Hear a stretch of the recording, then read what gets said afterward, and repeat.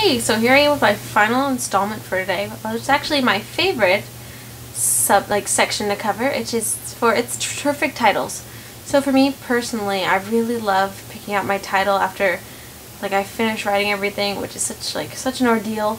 It's almost like the little bright spot of writing where you could put a bow on your package that kind of explains it in your own witty way. Even if you didn't necessarily agree or you didn't really like the prompt, at least you can kind of make that your own.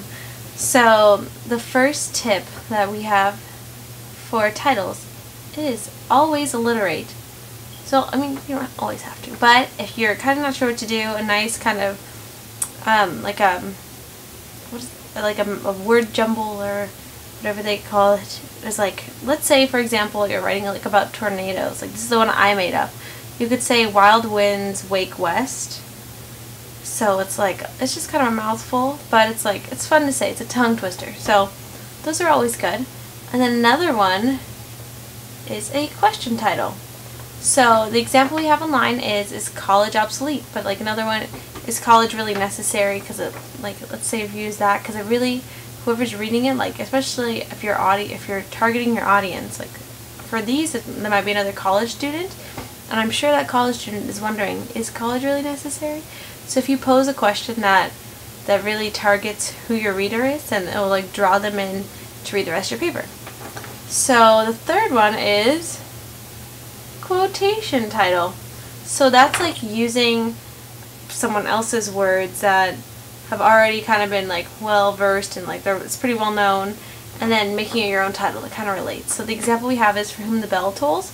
So everyone knows that quote has been used a lot, not just in literature but in music, so it could be your title too. You could use something that kind of passes through all genres of art.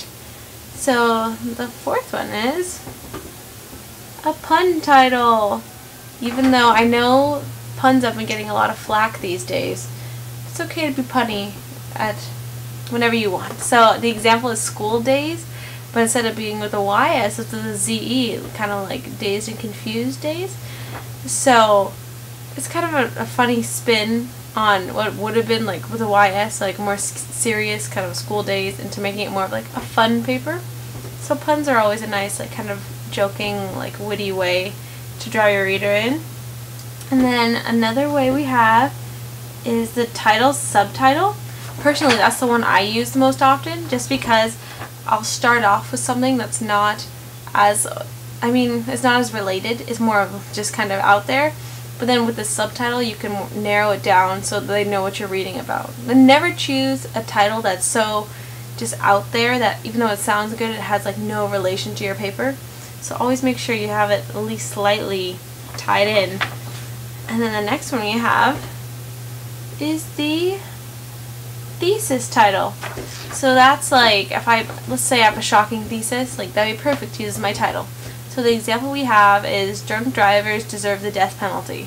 So if someone was going through all these books and they saw Drunk Drivers Deserve the Death Penalty, which almost passes the alliteration one too. So if, let's say they're reading that, they'll be shocked at how bold that is, and they'll probably, hopefully, at least read it.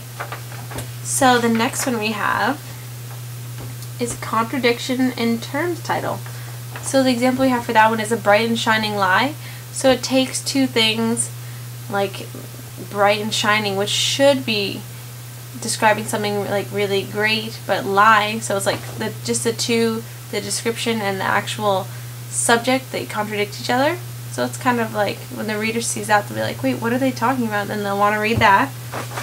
So then we have symbolic title.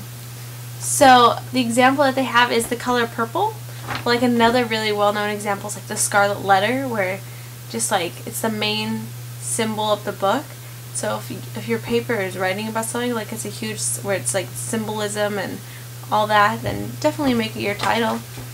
So another a favorite one of mine is the humorous title. So if you can try to add a little bit of fun and jokes into what could be a very boring paper, go for it, because it makes it a lot easier on the reader. And I know just personally when I'm going through books and I see long kind of boring title after boring title, when you see something that's kind of funnier you'll probably pick that up just because it doesn't look as like so painful as a read. And then the last one we have is poetic title. So the example I have is West with the Night. And I mean, personally, I would try, if while using a poetic title, to have it link with your book a little more, because West with the Night, you have no clue like what the book's about. But I mean, that'd be a great one for the title subtitle, maybe to do the title as your poetic title, and then the subtitle be